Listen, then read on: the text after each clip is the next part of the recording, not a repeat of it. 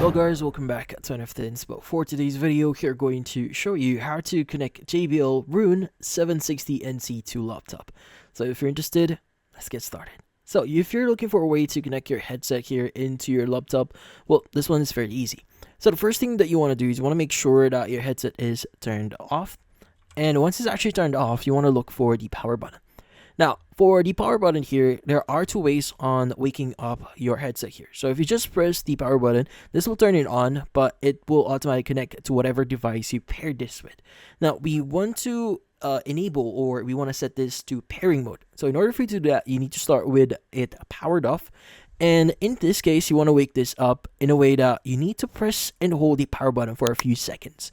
Now, what you're looking for is this light here, which in this case is a blue light for your headset, should start blinking. So press and hold the power button until the blue light for this one starts blinking. Now once you see it start blinking rapidly, it's now in pairing mode. Now what you need to do next is you want to go ahead and open up your Bluetooth settings. So you could just go ahead and go to search here and just type in Bluetooth. And from here, just open up Bluetooth, click on add device, and from here just choose Bluetooth. And just look for your JBL Rune 760NC, and you should be able to start pairing it. And from there on, you could go and start using it in whatever way in your laptop. But in this case, that's about it. Hopefully, this video was able to help you. Like and subscribe to NFT Inspo. Thank you for watching.